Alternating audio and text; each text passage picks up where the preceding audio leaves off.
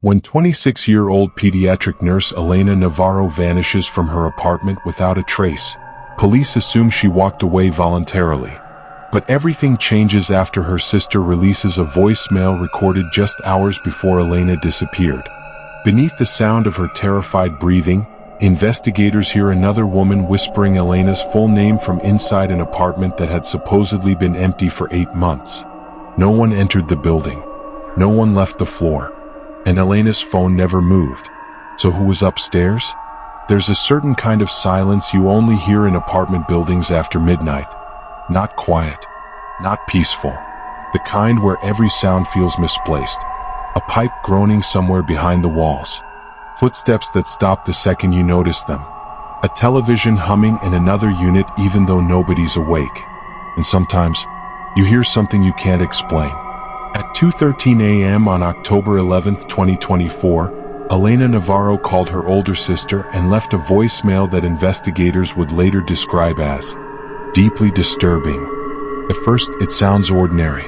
A frightened woman, breathing hard, trying not to panic. Then, 21 seconds into the recording, another voice appears. Not loud, not aggressive, just a whisper. A woman calmly saying, Elena Navarro. The problem was, the voice came from the apartment above hers. And according to building management, nobody had lived there for 8 months. This is the last voicemail from apartment 14. The building sits on the edge of Riverton Heights, a working-class neighborhood just outside Portland. 6 floors, 42 units, faded brick exterior, buzzing fluorescent hallways. The kind of place people move into temporarily and somehow stay for years. Most tenants kept to themselves. Nobody knew all their neighbors. Nobody asked questions. And according to residents, that was exactly how Elena liked it. She was 26, worked overnight shifts as a pediatric nurse at St. Vincent Memorial Hospital. Quiet, responsible, predictable. Every morning she bought coffee from the same corner store downstairs. Every Thursday, she called her mother before work. Every Sunday, she visited her younger brother across town. She didn't disappear from her life. She disappeared from a single building. And somehow, that made it worse. 3 days before she vanished, Elena filed a noise complaint with the leasing office. Not music, not arguing, footsteps. She claimed someone was walking around apartment 14 late at night. Always between 1 a.m. and 3 a.m. Slow pacing, furniture dragging, occasional knocking sounds.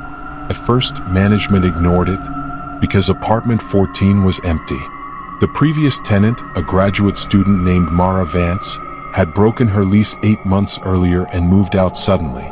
According to records, nobody had rented the unit since. No furniture, no electricity usage, no active keycard access. Vacant, at least officially. But Elena kept reporting the noises, twice to management, once to building security, and once to the police. In the final report filed before her disappearance, she told officers something that would later become central to the investigation. She said the sounds upstairs always stopped, the moment she started recording them. Detectives initially believed Elena had suffered a stress-related episode. Long overnight hospital shifts, sleep deprivation, isolation. Friends later admitted she'd seemed anxious in the weeks before she vanished. Distracted. She had started sleeping with the television on. She checked the hallway peephole multiple times every night. One coworker claimed Elena confessed she thought someone was testing whether she was home. But nobody understood what she meant. Not then. At 6:42 a.m. on October 11th, Elena failed to report for her shift. By noon, coworkers began calling. No answer. At 4:18 p.m., building maintenance unlocked apartment 11 for a welfare check. Inside, investigators found her coffee sitting untouched on the kitchen counter.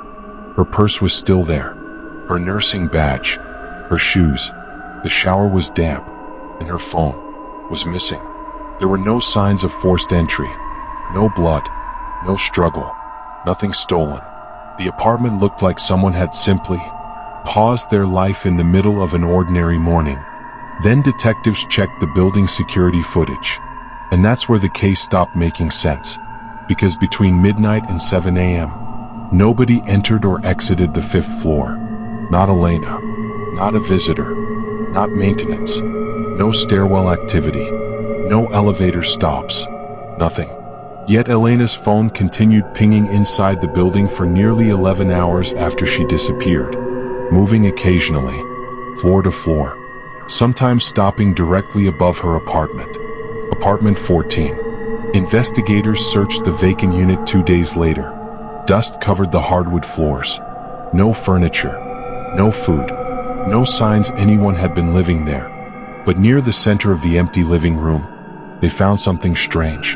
A single dining chair facing the floorboards, and directly beneath it, a small circular stain investigators initially believed was water damage, until forensic teams tore the flooring open, because hidden underneath apartment 14, they discovered an access space that did not appear on the building blueprints. A narrow maintenance corridor running between the walls, long enough for someone to move through the entire 5th floor, without ever appearing on camera. And according to construction records, that corridor was supposed to have been sealed shut in 1998, but somebody had been using it recently, because inside the dust, investigators found fresh footprints, and one partial fingerprint lifted from the wall matched a woman who, according to official records, had not been inside the building for 8 months. Mara Vance, the former tenant of apartment 14, the woman who disappeared 2 days before her lease officially ended. But that wasn't the most disturbing part, because when forensic audio analysts enhanced Elena's final voicemail, they discovered the whisper didn't stop after saying her name. There were 4 additional words buried underneath the static. Words detectives initially withheld from the public. Words spoken less than 30 seconds before the voicemail ended abruptly. She finally heard us. And investigators still don't know who us was.